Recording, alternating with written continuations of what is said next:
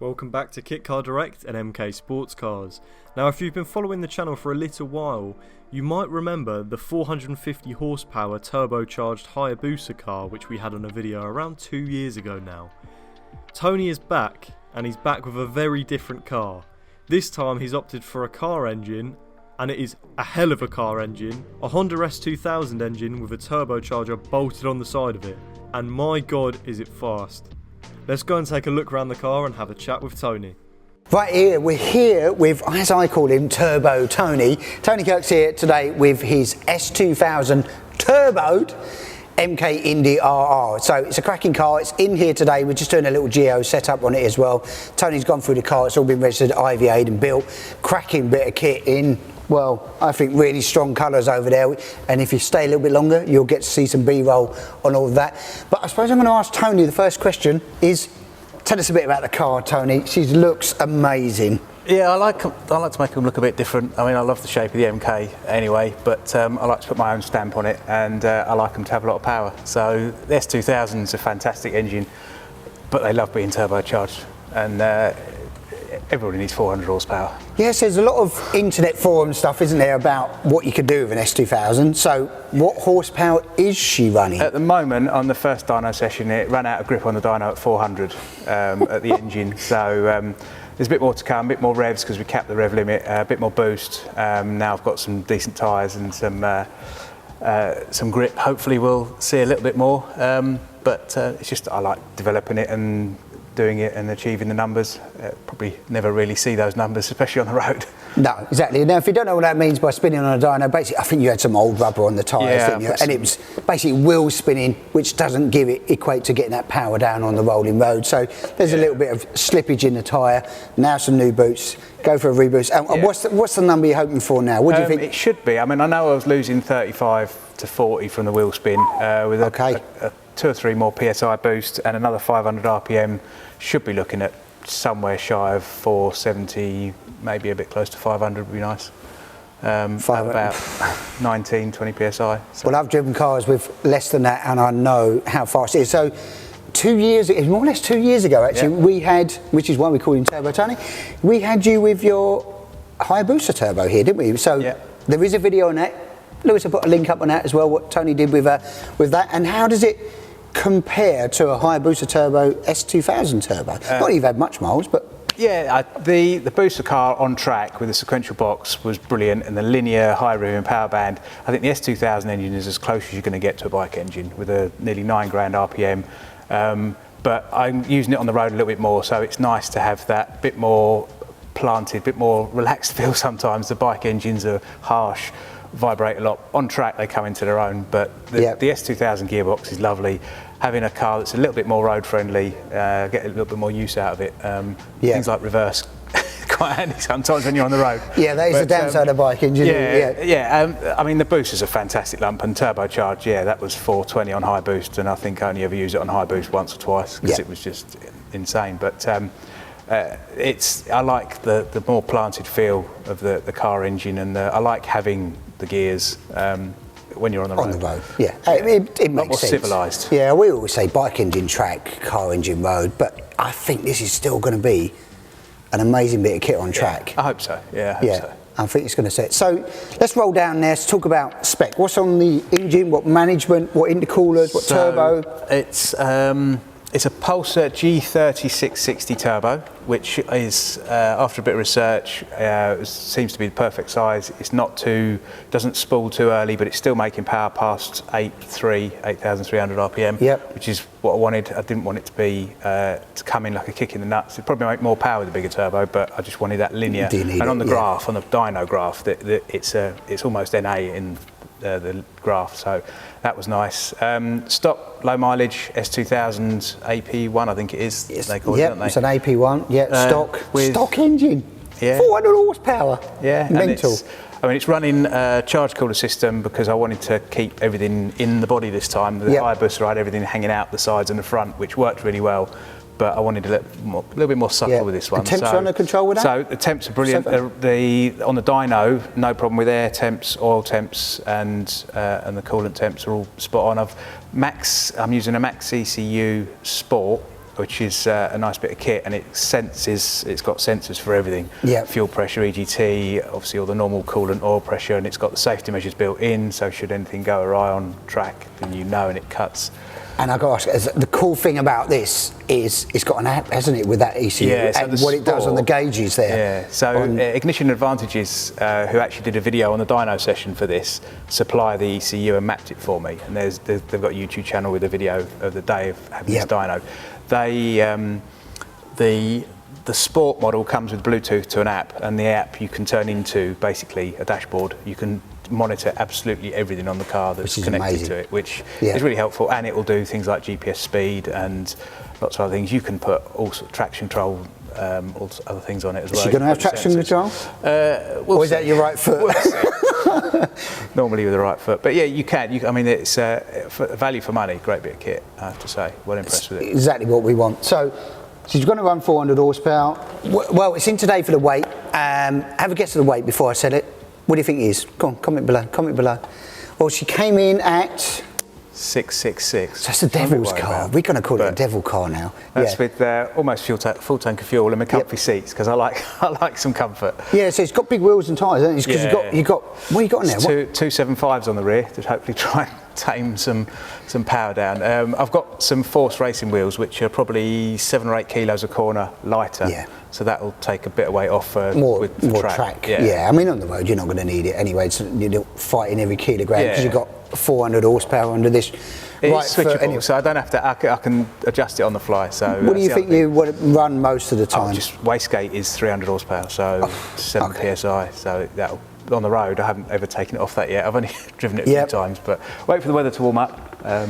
Now I know for a fact it's got good brakes on that as well to stop it, because obviously it's all right going fast, but we've got good brakes on this. So it's got the midis on the front, the Willwood MIDI lights on the front with a bigger disc, double disc, vented disc, sorry, and then the mini lights on the rear. And it's running the S2000 diff, which I quite like, I have to say. It's very forgiving and quiet, which is... The Ford one I had before was good with the ATB in it, but it was very noisy.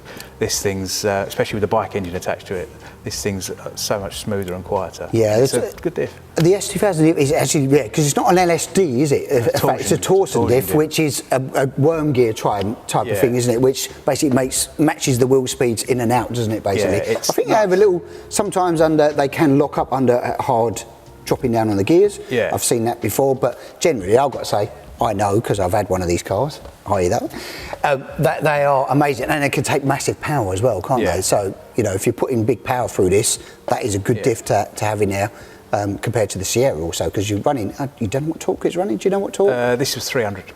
Almost bang on 300 foot-pounds. So, it's quite a lot. But, I mean, the thing with the bike engine for me and the car engine, that's still pulling half the weight it would be normally. Yeah. Whereas the bike engine's pulling twice the weight with 4 times the grip. And it's always in the back of your mind, you want to blow the engine to pieces or the gearbox to pieces. Yeah. Where I'm confident that'll take a lot more abuse.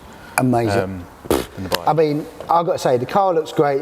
It's in black with the blue on it. It's killer colour, etc. Got cup nose, plenty of ducting on that there for you in it cooling. Yeah. Which is helping things there.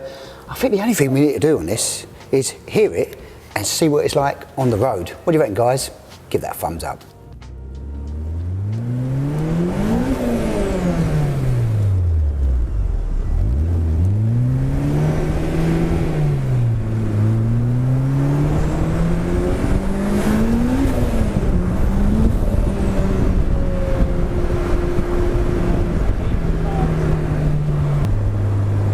Does pull like an absolute and I don't doubt that was not full throttle. Yeah, next to off.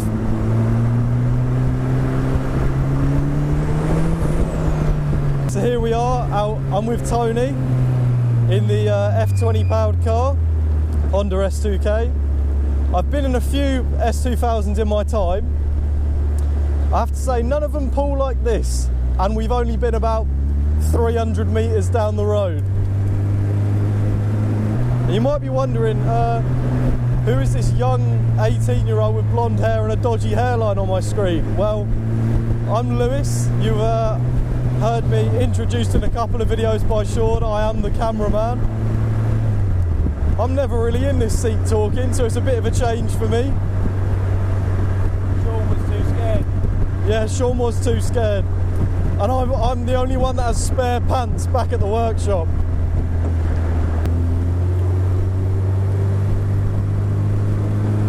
Just absolute classic getting stuck behind a lorry. This really is the test for everyday driving right here.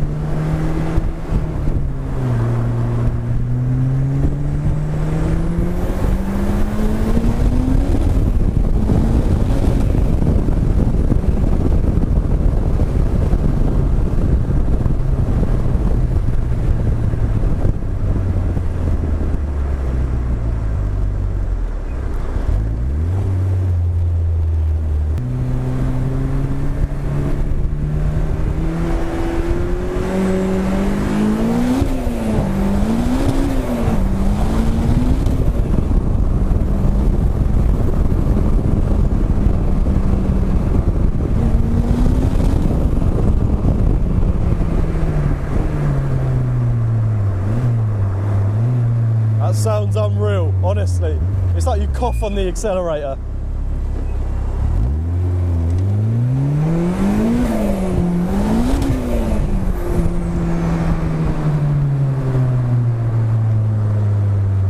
Through the tunnel is exactly where you want to be.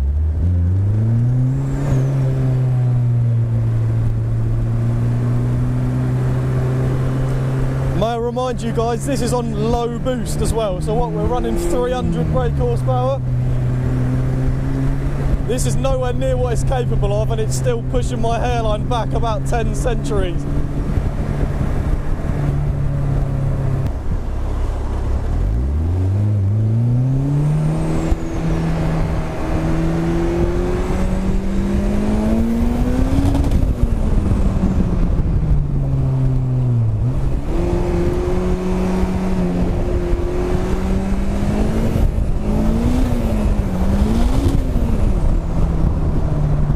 I've been in a fair few of our cars now, and I mean, as a passenger, you get to feel the difference between... I didn't want to talk anyway. Yeah, you really get to feel the difference between how civilised the car and a bike engine are. And I mean, sitting behind cars in this, it seems to be pretty civilised until you cough on the accelerator and you're where you weren't before, let's put it that way.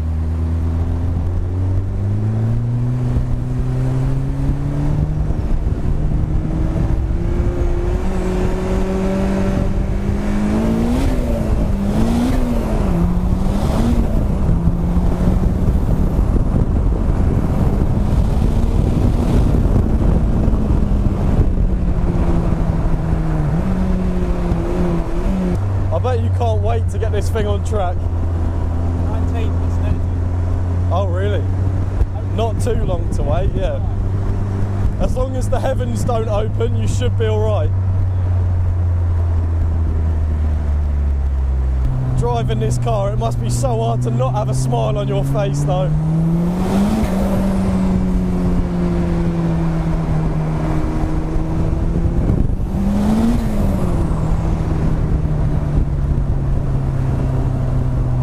That turbo flutter is just so addictive to listen to. Well, I think Lewis and Tony had quite a bit of fun out there. How was that for you, Lewis? Yeah, I mean, it was fast. Nodding, yeah. Very, very fast car. Drives amazing. Tony's super pleased. But when you look at this car, cup nose cones, got image wheels, 205s on the front, 275s on the rear. So he's got some monster Nankang AR1s on the rear as well. Still a touch warm as well. Carbon silencer, carbon dash. He's got all the wireless buttons here, everything to start the car up and everything else, indicators all on the steering column. Got DD2. This is really cool, which is the app that runs off the Max ECU, so you can see boost, all these temperatures and all these warning lights are actually on a little, well, it's like an iPad really. It's like an Android iPad type of thing, which pops out and you can take it away with you, which is really cool. Got got a cage, got a quick release steering wheel, carbon arches, LED light pack as well on this one. And she came in at 666 kilos, as I said, a devil car, but the weight balance on this is really cool. It's nearly pretty much 50-50 actually on the full corner weights, which is really, really good. Expected it to be a little bit heavier because you've got a big lump in the middle here, which is engine and gearbox. You've got turbos, you've got intercoolers, you've got radiators. This has got front and rear anti-roll bars, blade ones on it as well. It's fully rose jointed chassis, so you expect it to be a little bit heavier than that, but when you've got 400 plus horsepower under your right foot, do you worry about that weight? No, you don't, because this is an absolute rocket ship. So yeah, if you want to know more about this car, you can drop some questions down below there. You can ask us that and we can fire them off to us or to Tony, and we happily answer you in the comments, car. But gotta say, big thumbs up. Turbo Tony, killer car.